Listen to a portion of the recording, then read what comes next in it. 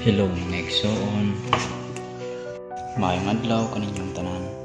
Dinhi ni video atong mapaminawan ang tingog sa gigamit sa balaang espiritu sa kamatuoran diin gisesay niini ang angay nga pagabuhaton sa mga pare kay gipangita na gayud sa espiritu ang iyang mga karnero. Kini nga iyang gigamit natulog kini siya o gigamit lang ang baba niini apan ang espiritu mismo maoy nakigsulti kanamo.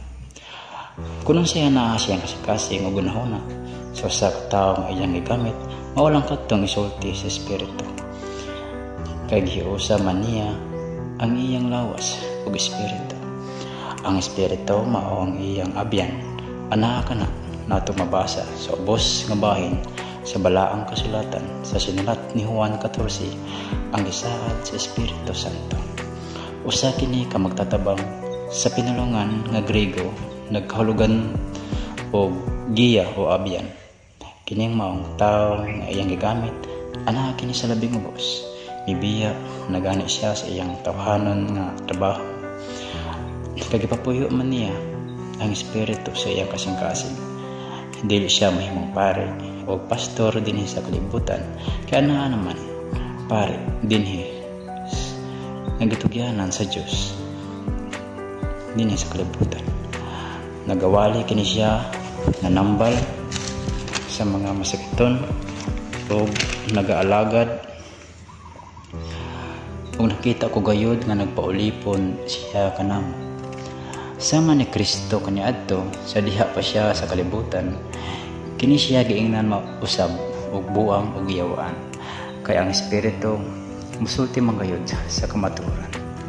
O gani dili man gani siya dawaton sa iyang kagalingong magsud kay mamanusab kini ang natabo kaniadto sa dihang anaa pa si Jesus sa kalibutan ug nanadlo sa mga tao. Kay dili man siya maghalad og buta og biang nga mananap. Dili usab siya mandawat og suborno nibisan sa mga tao nga labing suod kaniya. Ako nagkapamatuod gayud niining tanan. Wala ako nagbuhat-buhat ug mga supilanon nga gawas sa balaang kasulatan. Usa ko sa iyang mga tinunan ug nasaksihan ko gayud ang tanang paghitabo sa iyang pagpanudlo ug pagpanambal sa mga masakiton. Kay matud pa sa espiritu tambalan ang mga masakiton kay aduna may sakit nga adunay kaayuhan ug aduna usab sakit nga masangpot sa kamatayon. Ug tambalan usab ang espirituhanon kay nag-ingon man siya nga bistihan ang mga hubo, pagkanon ang mga ngigutom ug painamon ang mga giuhab. Dili usab siya mopalong og suga ug dili usab siya mubawog og bugang. Kung kamo magbabasa, nakasabot na kamo kung si kahulugan ni ining mga pulungan. Kaya naman kini sa autoridad. Ako kaniadto nagmasakiton usab sa lawas nun ug sa espirituhan ug naayog gayud ako sa akong mga sakit. O kaniadto buta usab ako sa kamatuoran. Apan karon naibaloan ko na gayud ang tanang tinago sa balaang kasulatan o gipaningkamutan ko ang pagtuman sa kabubuton sa mga kado naman usab ako'y kakuhan isip sa kasulugoon sa Dios. Kining maong tao magigamit sa espiritu mo reflect kanha kaniya ang panagway ni Jesus og tinuod gyud kana kay daghan naman ang nakakita nga mga tao nga gipakita sa espiritu dinhi og kay nagatuo man ako sa labing ubos nga gipakita sama ra man usab ako nga nakakita apan wala ako gipakita sa espiritu kay ang kasulatan nag-ingon nga bulahan katong nagbituo nga wala nakakita kaysa nakakita nga dili pa kayo saksi og magdaduha pa kini sa iyang nakita. Ang pinulungan niini anaa sa labing ubos dili sa magsulti sa mga langyaw nga pinulungan kay aron masabtan kini sa mga bata nga naa sa labing ubos. Kung unsay pinulungan sa iyang gigamit mao lang usab kadto iyang gamiton. Ug dili usab kini siya matawag nga poses kay kung mugawas na ang espiritu kaniya. Kaya nakaibalo man siya sa iyang gipanulti ug nagputli ug nagbalaan manusab kini siya sa iyang kagalingon. Mao nga dili kini siya matumba kung mugawas na ang espiritu kaniya. Ug mga igsoon, paghabol ka na usab ka mo sa pagpaminaw sa mensahe sa balaang espiritu sa kamatuoran. Kaya alam man kini ka natong tanan nga wala pa gayon nakahibalo sa kamatuoran.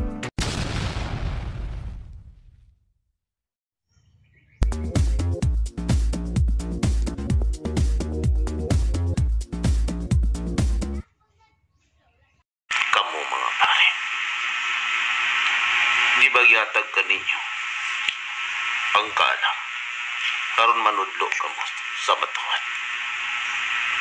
Apan nga nung nintipas man kamo sa akong yatag ka ninyo, dito lang magtukisayod ka ninyo ang mga tao bahit sa akong palangan. Taora ang mga namunuan, taorang ilang pagpamunaw. Kung galing aduna naman sila, dili maayong gibuhat, ayaw lang sundaw. Tudluin ninyo ang mga tao sa maayong pamatasan. Di ba nasa pala ang kasulatan? Una-unaw ninyo nga inyong kaistorya, labaw ka lang. Tudluin sila nga magpaubas, kaya magpuubas, ipataas. Di ba nag-ingon ako kaninya? Kung anak ka mo sa alaran, ayaw ka mo paglingkod sa lingkuran. Sa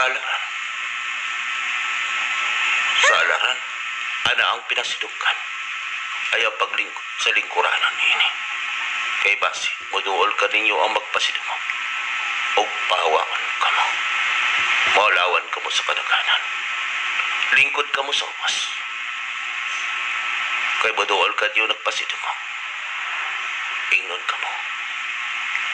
Sir, ikaw ang akong palingkuron dito. Kaya nagpatas, ipaupas. Di ba niingon ako, diha ka mo sa ubos, sa pultahan, o magampo o magdagon may para sa inyong katawan. Apan unsa inyong gibuhat, kamo ang magbalantay. Ado na ba'y magbalantay nga kanunay gibantayan? Kabo ang magpakaon sa mga karnero. Apan unsa inyong gibuhat, inyo mang giunay pagtukop ang mga tambak. Ayaw ko nyo gamita nga mahimog kamong halangton ug bandianan. Tanawan niyo ang kalibutan, dili na buto ang uban tao kaninya. Ang inyong alang kaakuhan, mao ang buhata. Ayaw pangilabot sa kaakuhan sa uban, kay tagsa-tagsa ka mo ug mga kaakuhan. Tudloi sila sa inyong kanunay gipaampo. Diba, dingon ka mo. Matuman ang imong pagbuhat, dini sa yuta, mayon sa langit. Isulti ka nila. Di ba ang pagbuhat sa inyong pag-ampaw? Tubanon, pagpaumas. Ayaw panglibak, ayaw paghukom, ayaw pagpatas. Wala nagpasapat nga ang suko. Sa gihatag kang Moises, manaw, kundi ikongkrito lang kini. Higugma ang Diyos sa tibok yung kasing-kasing ugulo na o kahadlugi ang Diyos o gigmaasap ang inyong sikataw sama sa imong kaugalingon. Ang dili gustong buhaton anak kaninyo, ayaw buhatang gatong kanila. Kung dili ka mo gustong hukman, ayaw paghukom. Gusto ba ka na nga ibagnos ko ang inyong naong sa tayo sa mananap. Nga inyong kiyalan. Ana ka na sa balaang kasulatan. Sa pagbaldong ko kaniya ito. Isulat ko na ni Malakias. Magbabasa ba ka mo? Pagbasa ka mo nga manti ko basa. Basahan ninyo ka na, mga anak. Ang pagpahinumdum ko kaninyo.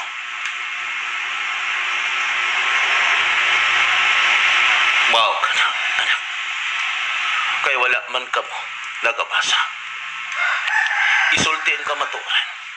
Kaya ang kamaturan, maghatag kaninyo og kagawasan. Moingon ka na, gipulaan na kami di ini.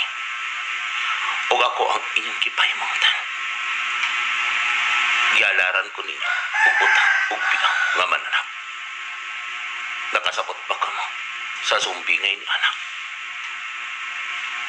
Ang mga taong butang, kadang mga tao, nga dili mantigo, muhigog ma.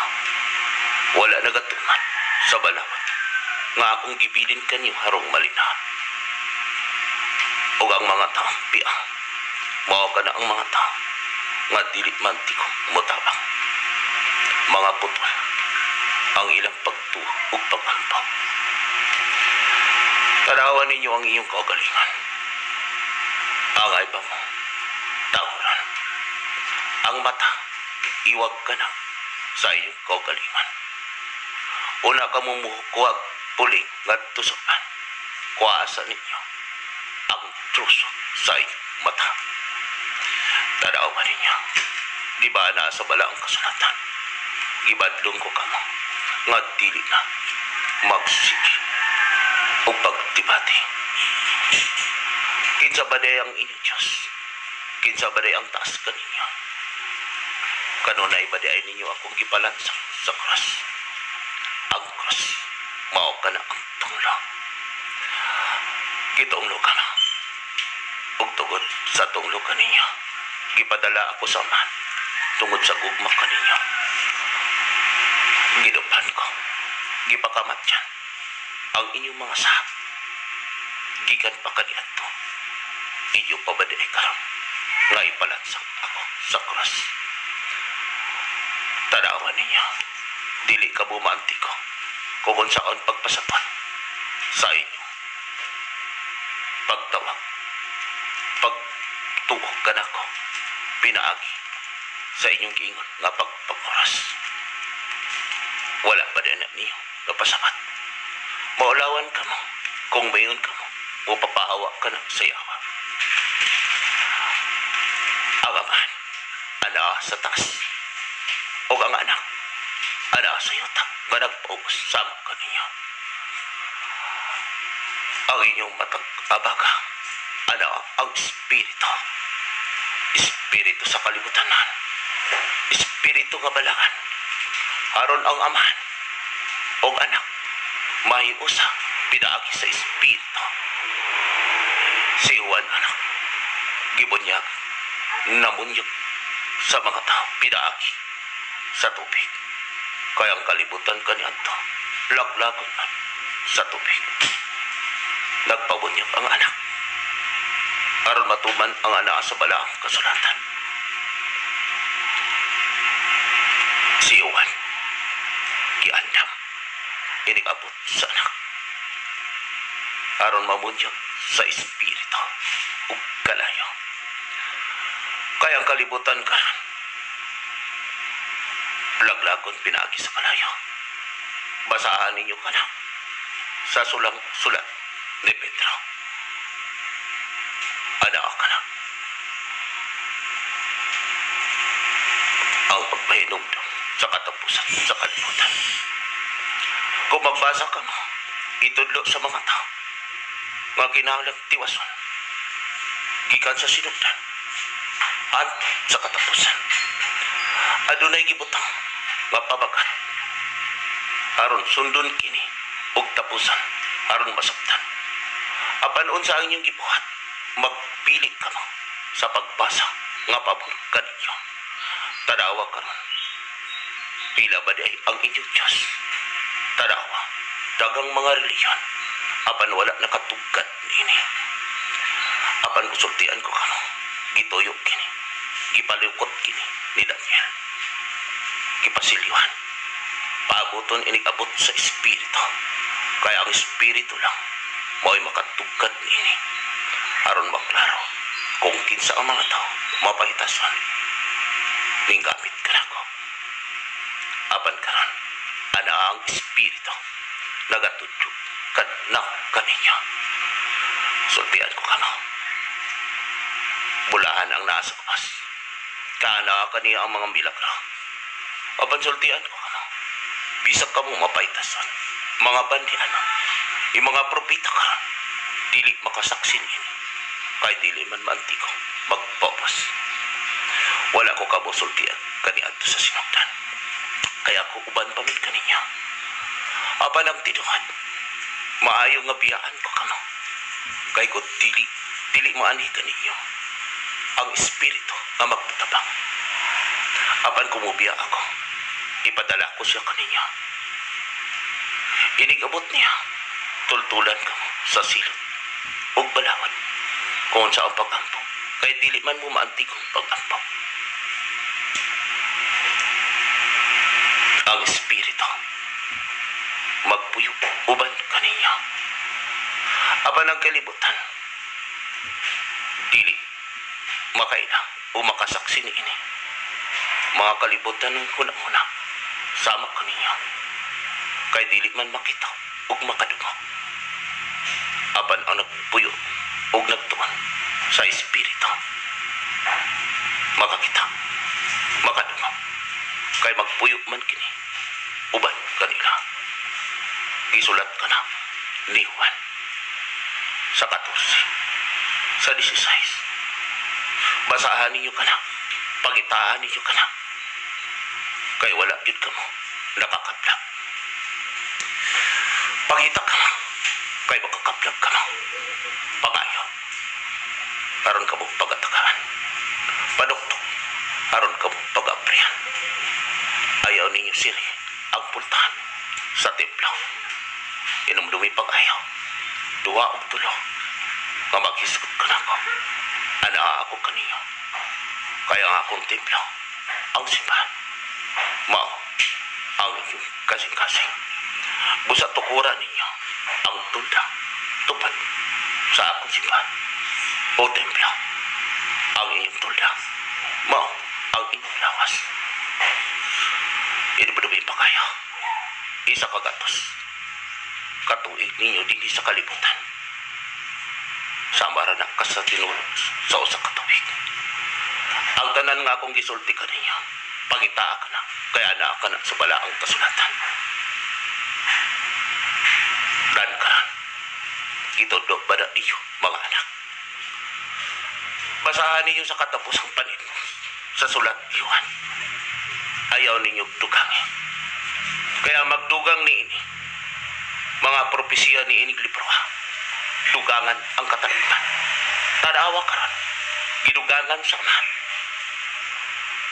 Anaapang ko, nga nagdupa sa cross, tungod ka ninyo. Apan inig abot sa espiritu. Dili ka mo maminaw. Kaya moabot ang panahon. Kaya ang isa katuig, isama sa isa katuig. Ako pananggikautan, giabunuhan.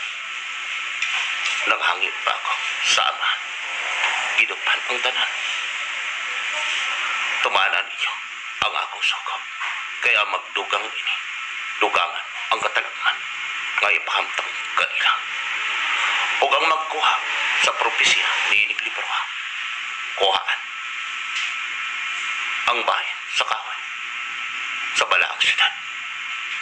Nga giiskutan ni ining libro, ana ka na sa gipadayang sa katapusan.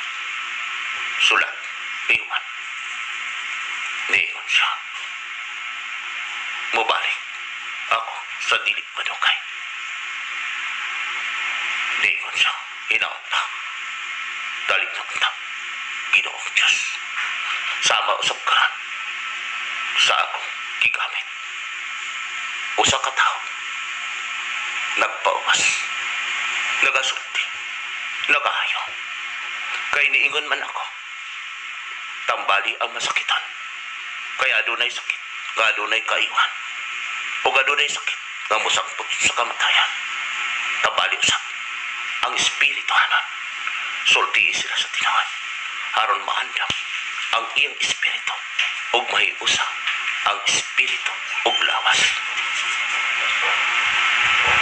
Laki-laki ang mga piyangan. Bistihi ang mga upo.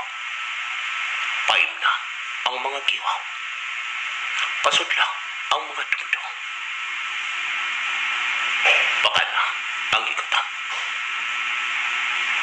Sama, liwan kaniyanta. Abunuhan ang mga lubang. Patagon ang mga gansang-gansangan. Istriton ang mga hiwi madalan. Hawanan ang mga hugaw nini. Danukaran. Asa ako sa inyong ibuhan. Pamalandong ka na. Hapit na ako bubalik. Pagitawon ko ang akong mga karnero o lainon ko gikan sa mga kanding.